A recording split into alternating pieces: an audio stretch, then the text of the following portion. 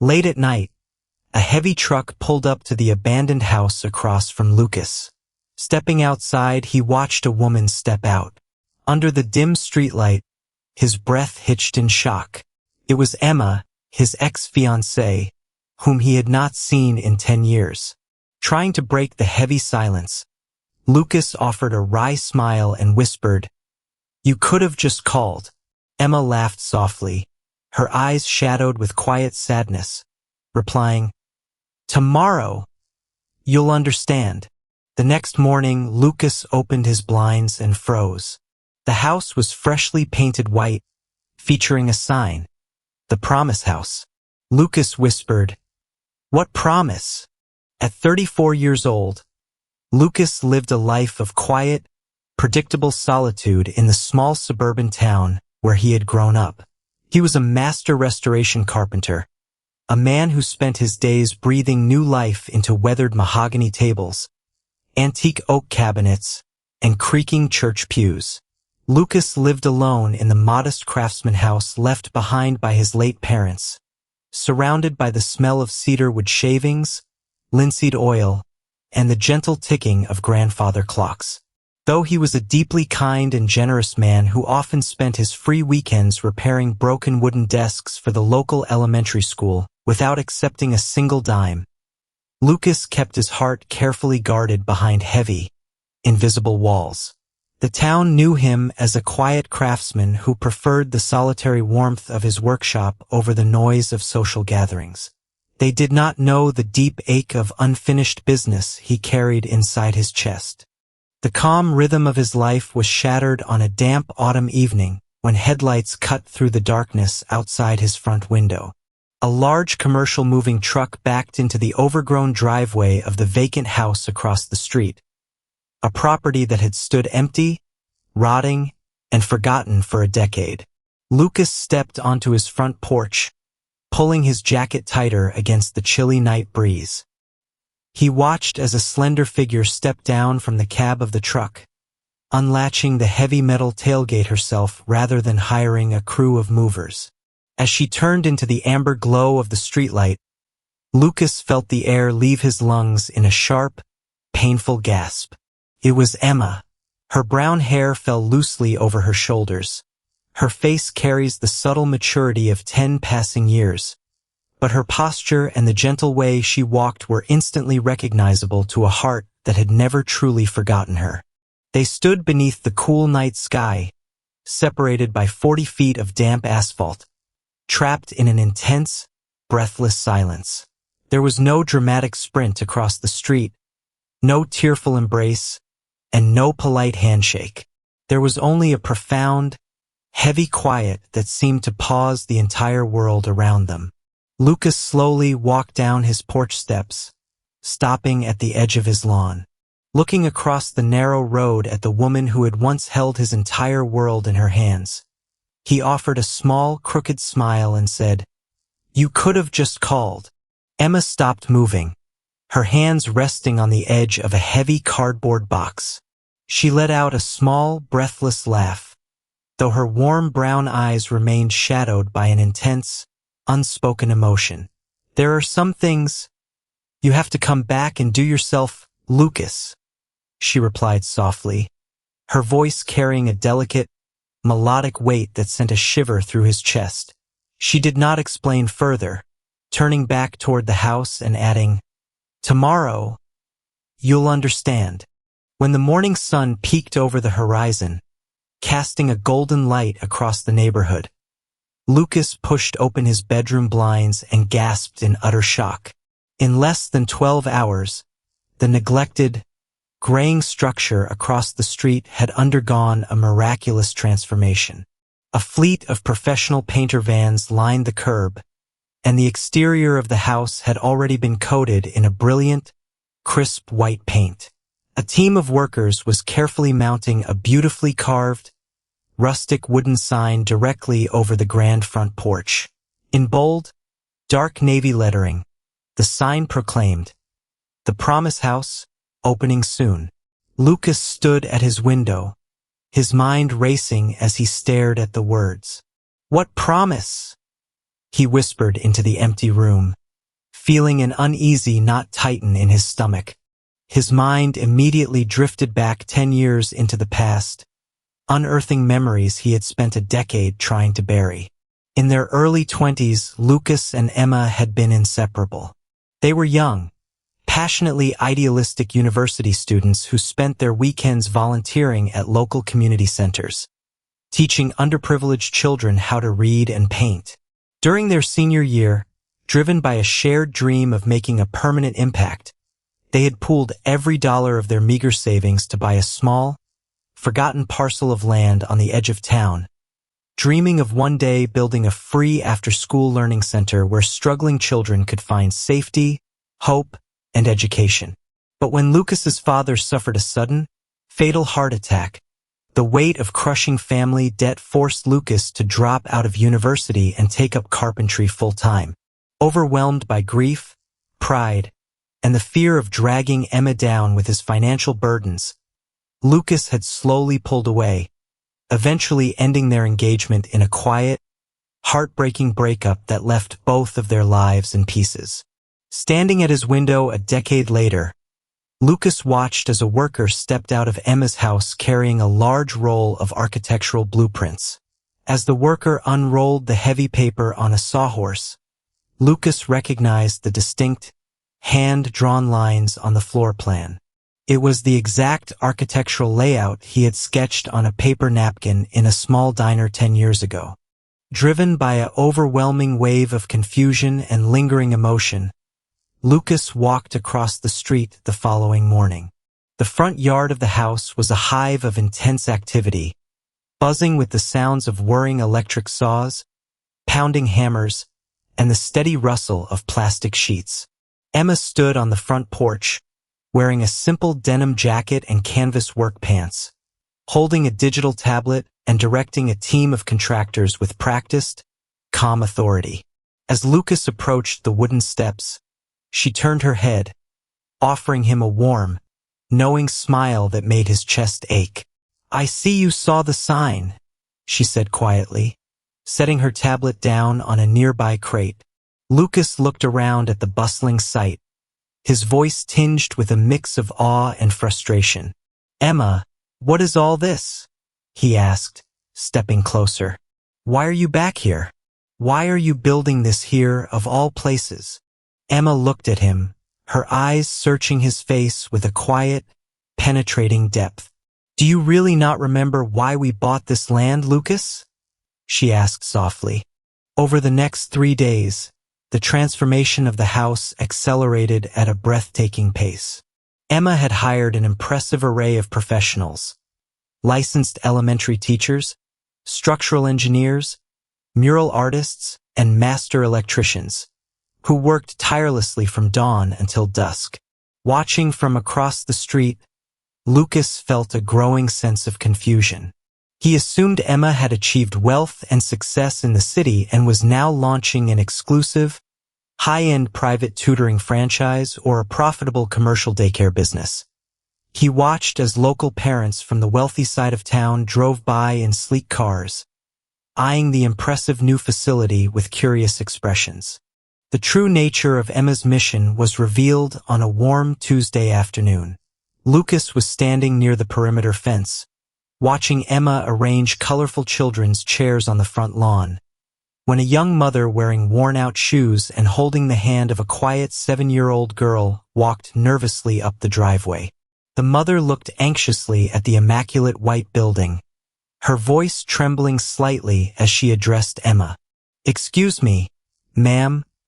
My daughter has been struggling with her reading in school, but I work double shifts at the diner and can't afford private tutoring.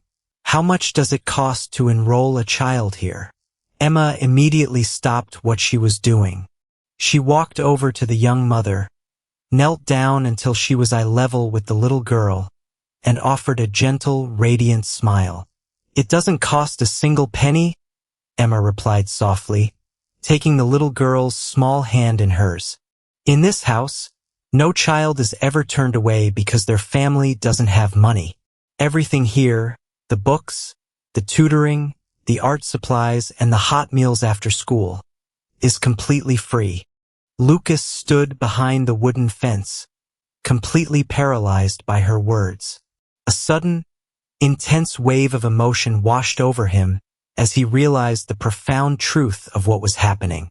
Emma had not returned to start a lucrative business. She had returned to fulfill the sacred, unselfish dream they had birthed together in their youth. Driven by a deep, instinctual need to contribute, Lucas walked back to his workshop, retrieved his heavy tool belt, and walked straight into the promise house. Without asking for permission, he began measuring the bare interior walls, using his master carpentry skills to construct custom, floor-to-ceiling hardwood bookshelves, sturdy oak study desks, and smooth, safe wooden reading benches for the children. Working side by side in the hollow, echoing rooms of the house, the 10 years of painful separation between Lucas and Emma began to dissolve into a comfortable, familiar rhythm. They bantered over paint colors, debated the ideal height for the children's reading tables, and shared quiet lunches on the front porch steps, eating simple sandwiches just as they used to during their college days. The undeniable chemistry between them, forged in the deep fires of their shared past, crackled in the air with electric intensity. The local townspeople quickly took notice, whispering curiously about the handsome local carpenter and the brilliant, beautiful woman who had returned to town, with several neighbors openly speculating whether a long-lost romance was being rekindled. Emma simply smiled warmly whenever the rumors reached her ears, neither confirming nor denying anything, maintaining a quiet, enigmatic focus on her work. Late one evening, while helping Emma organize a stack of heavy administrative files in her makeshift office, Lucas inadvertently knocked over a leather-bound folder. As the documents spilled across the hardwood floor, a specific date stamped on a thick legal manuscript caught his eye. Printed at the top of the master project charter were the words, Project Promise House, Initial Funding and Site Acquisition Strategy. Beneath it was an official bank ledger showing steady, small monthly deposits into a private escrow account dating back 10 full years, starting the very month after their heartbreaking college breakup. Lucas held the folder in his trembling hands, his mind reeling as he turned toward Emma, who was standing in the doorway holding 2 mugs of steaming tea.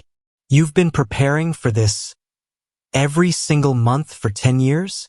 Lucas asked, his voice shaking with disbelief. Emma set the mugs down on a table, looking at him with an expression of quiet, profound vulnerability. She explained that after their breakup, she had moved to the city, working tireless 80-hour weeks as a prominent educational consultant and library designer, saving every spare dollar and refining her operational skills with a single, unyielding purpose: to build the very refuge they had promised to create for the children who needed it most. She looked directly into his eyes, her voice barely above a whisper. "I didn't build this for my own ego, Lucas," she said softly. "And I didn't build it just to get you back. I built it because our dream was too beautiful to die just because we got hurt." Lucas stepped closer, his gaze falling upon a detailed architectural floor plan resting on her desk. Tucked away in the bottom right corner of the paper, rendered in faint, weathered graphite pencil that had survived 10 long years, were his own initials, drawn next to a tiny sketch of a flowering oak tree. Early the next morning, before the construction crews arrived and before the sun had fully cleared the treeline, Lucas walked into the overgrown backyard of the Promise House. At the very edge of the property line stood a massive, centuries-old oak tree, its thick, twisted roots gripping the earth like giant wooden fingers. Lucas dropped to his knees in the cool, damp soil, pulling a small, entrenching shovel from his canvas bag. He began to dig precisely at the base of the northern root, his heart pounding against his ribs with a rhythmic, anxious thud. 3 feet down, his shovel struck a solid, metallic object with a sharp, resonant clink. Reaching into the dark dirt, Lucas lifted a rusty, sealed tin box, the exact rusted tea tin he and Emma had buried beneath the oak tree on the night they signed the original land deed 10 years ago. Sitting on a blanket beneath the golden autumn canopy of the oak tree, Lucas carefully pried open the rusted latch of the tin box. Inside, preserved against the damp earth, lay the physical remnants of their lost youth. A faded Polaroid photograph of 24-year-old Lucas with his arm wrapped tightly around a laughing Emma. 2 validated bus tickets from their very first road trip together. The duplicate brass key to their original, tiny apartment, and a yellowed, folded piece of lined notebook paper bearing the words, "Open in 10 years." With trembling fingers, Lucas unfolded the paper, his eyes blurring with sudden, warm tears as he read the words written in their joint handwriting. It was a passionate, idealistic manifesto written by 2 young people who believed they could change the world. A promise to remain faithful to their shared values, to never let corporate greed consume their souls, and to build a sanctuary for forgotten children before a decade had passed.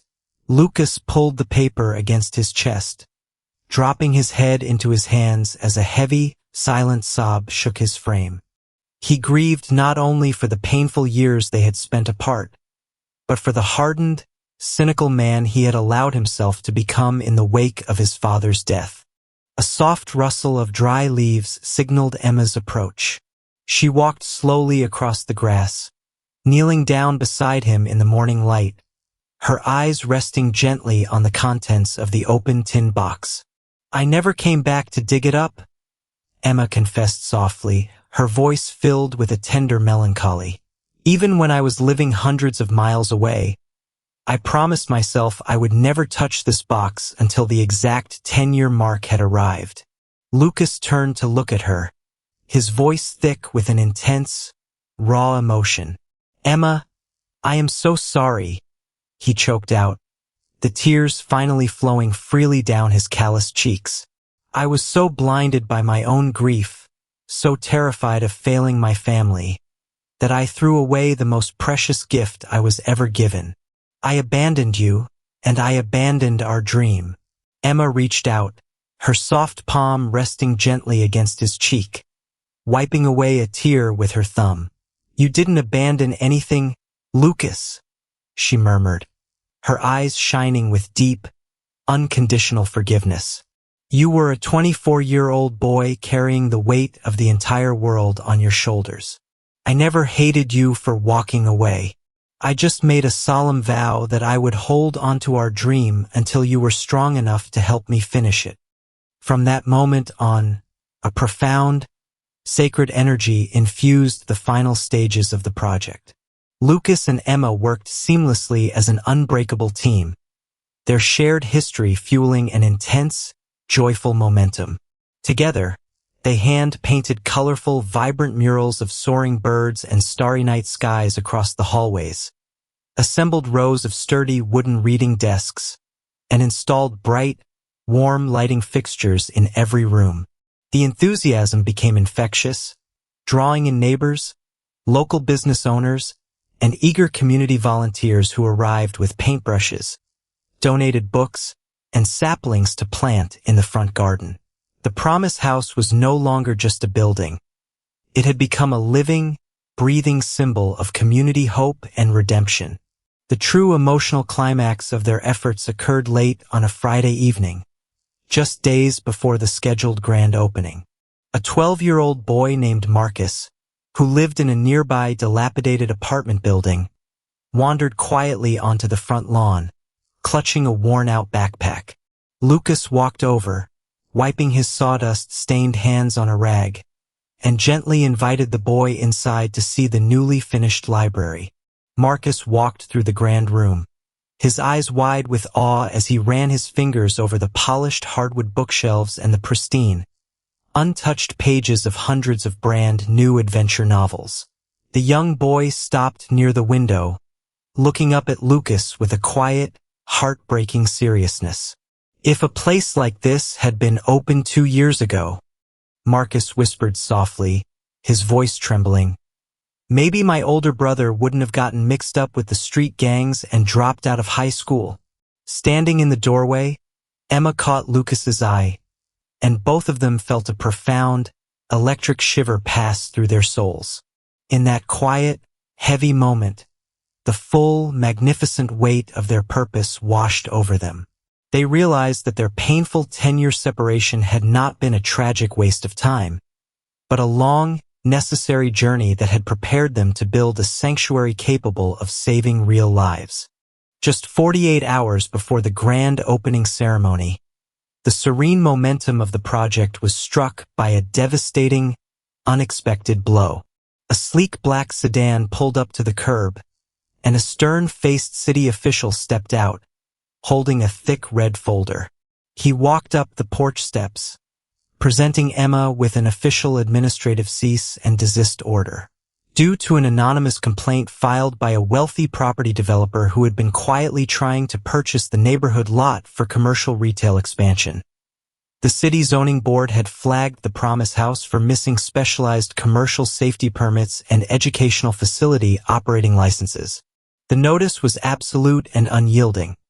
Unless the organization could gather unanimous community endorsement signatures and present an official zoning exemption variance signed by a majority of local residents within 36 hours, the Promise House would be permanently shut down, and the property would be placed on the auction block. Emma stood on the porch, her face draining of all color as she held the cold, bureaucratic document.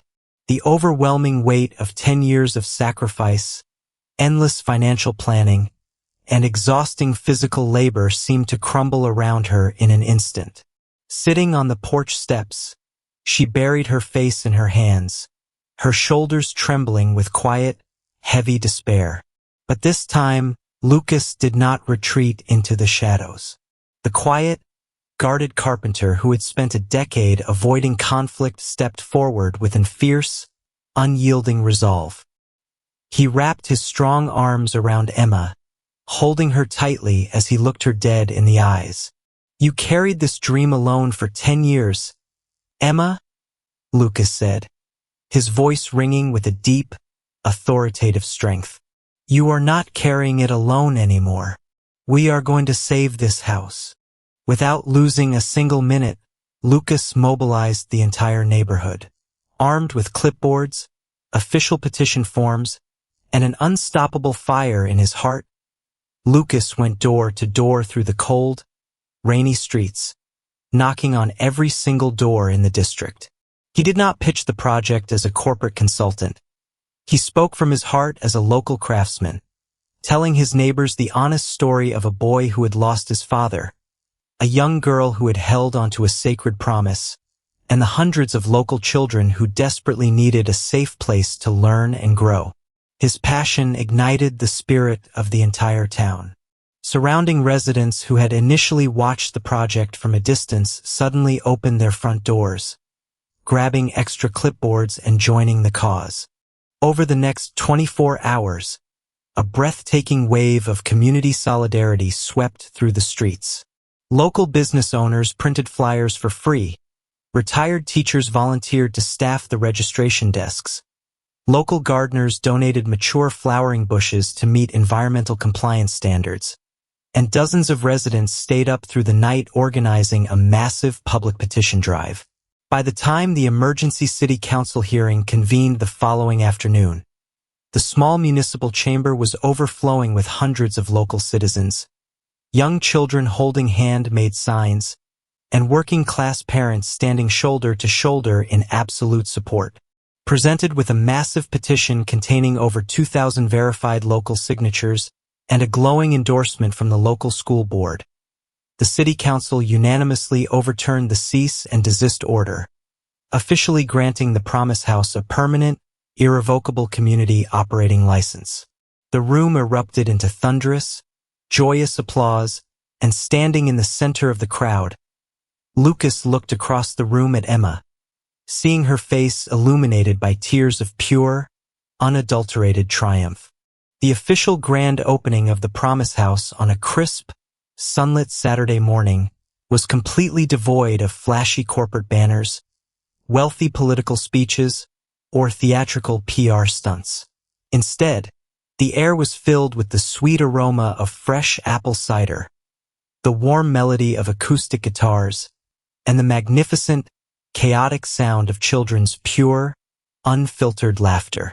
Dozens of local families streamed through the bright white front doors, their faces glowing with excitement as they explored the sunlit classrooms, the vibrant art studios, and the towering hardwood bookshelves that Lucas had crafted with his own calloused hands. The very first child to officially register was a quiet, shy 8-year-old girl from down the street, holding a brand-new, hardcover fairy tale book tightly against her chest. She walked up to Emma, who was kneeling near the front desk, and looked at her with wide, hopeful eyes. "Miss Emma?" the little girl asked softly. "Can I really come back here tomorrow? And the day after that? Even if my mommy can't pay?" Emma wrapped her arms around the little girl in a warm, tender embrace, her voice thick with emotion. "This door will always be open for you, sweetie," Emma whispered gently. "Every single day, for as long as you want to learn." Standing nearby, watching the little girl skip happily toward a reading rug, Lucas felt an overwhelming sense of profound, spiritual completion wash over his soul. The heavy, invisible walls surrounding his heart had completely shattered, leaving behind a deep, radiant peace. Late that evening, after the last family had departed and the golden glow of twilight painted the autumn sky in breathtaking shades of purple and amber, Lucas and Emma walked together to the backyard. They stood beneath the sprawling canopy of the ancient oak tree, where the dark, cool earth had been smoothed over. In Lucas's hand was the old rusted tin box, thoroughly cleaned and fitted with a brand-new, polished brass lock. Inside, alongside the faded Polaroid and the old handwritten manifesto, lay a newly taken photograph. Lucas and Emma standing proudly on the front porch of the Promise House, surrounded by dozens of cheering children. Written in fresh black ink across the back of the photograph were the simple words, "For whoever dreams next." Together, they lowered the tin box back into the dark earth, carefully shoveling the soil over it and pressing the ground firm beneath their feet. Emma turned to face Lucas, the soft evening breeze rustling her hair as she looked up at him with eyes full of warmth, deep respect, and an unspoken, beautiful future. Lucas offered a gentle, serene smile, the very same smile he had given her on the rainy night she had arrived 6 weeks ago.